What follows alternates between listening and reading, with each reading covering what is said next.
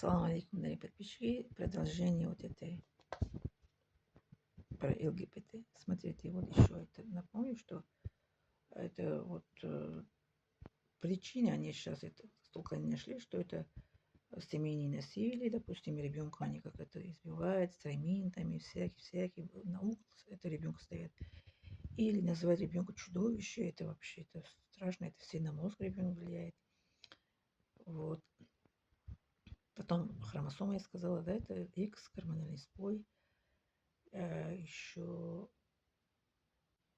А, вот. Тоже это, как это, в семье это, папа, мама, это скандал папа, мама перед ребенок. Все это влияет на ребенка. Все это влияет на ребенок, это, да. А лечение я нашла, лечение при помощи гипноза. ЛГБТ можно лечить при помощи гипноза. Они это лечат в течение 3-4 месяца. Да. 3-4 месяца можно лечить при помощи этой гипноза. Интересно. А мы это как это должны как это беречь это свои дети, да? Как беречь? Не бить, не ругать, не кричать на них. И как это не поднять руку, не скандалить перед ними можно. Если у вас есть скандалить в другой комнату, закройте комнату, потише ругайтесь, как это выскажите свои все эмоции. И потом тихо прийти к ребенку.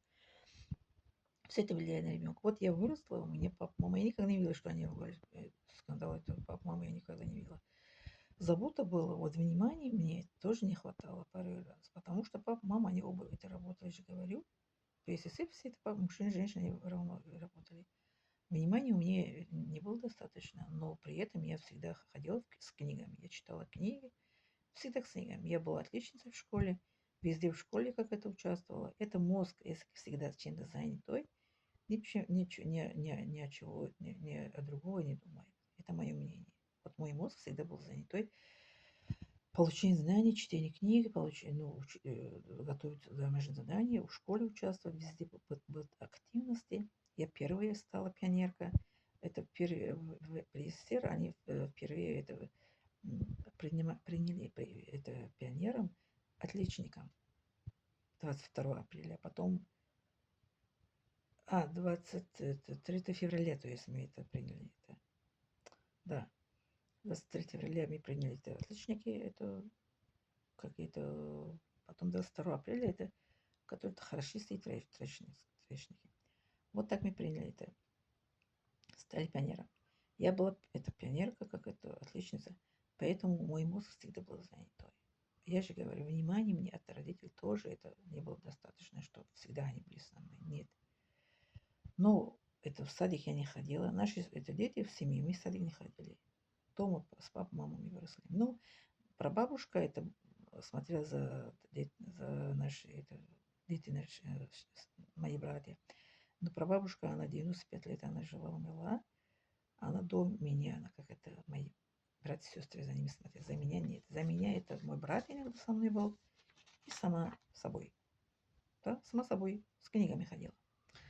Мой брат же, он тоже это ходил какие-то курсы, где-то он это занимался уроком, занимался это учебой. А я дома. А моя сестренка, она на улице с подругами играла. Да. А я сама собой.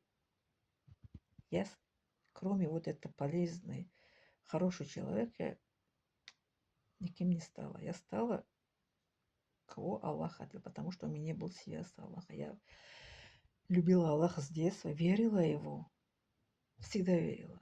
Если кто верит в Аллаха, никакой другой это, кроме само собой, кроме вот этой бумаги, видите, я пишу. Информация для вас до сих пор, как это, из интернета, из всей этой источники собираю, что какие-то полезные вещи вам давать. Вот, поэтому берегите свои дети, не ругайтесь, не насильтесь, не сбивайте, не кричите на них, не называйте их чудовищем, не говорите, что не сравнивайте, что почему ты двойку получила. Вот мой ребенок, если получает эту двойку, я не ругаю, я скажу, ничего страшного, доча, исправишься. Я никогда за оценки своего ребенка не ругала. Не ругаю. Зачем ругать ребенка? Ребенка это не вещь, что поменять или как это просит. Ребенок это аманат от Аллаха. За оценки мы никогда эти не должны ругать ребенка. Наоборот, поддерживать, как это моего старшего брата. Это внук пришел, двойку он получил. Говорит, а двойка же тоже оценка. Он сказал, двойка тоже оценки. Вот видите, какой умный ребенок. А двойка что-то не оценка, что ли? Двойка тоже оценки. За это тоже мы должны поддерживать ребенка. Молодец, умничка, ничего страшного. Бывает. Бывает, исправишься. Вместо того, что ругать и руку поднять, и напугать, и называть чудовище, или сравнивать с кем-то.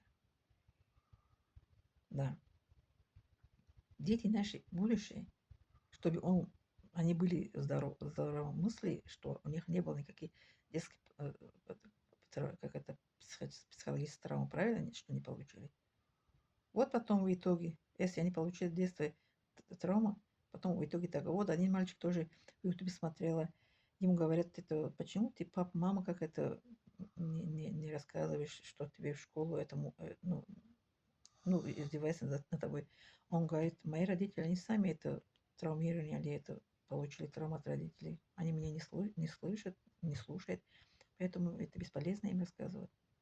Если родители по наследству, они как это, э, так это воспитывают своих детей, правильно? Как вот мои родители, их родители воспитали нормально, нас воспитали нормально. Я буду воспитывать тоже своего ребенка нормально, а мой ребенок тоже будет тоже воспитывать нормально. Это по наследству передается, это воспитание детей тоже, в том числе, да. Гены никто не поменяла. Генетически передается по наследству, да. Благодарю за внимание, пожалуйста, не забывайте ставить лайк, подписаться, поделиться.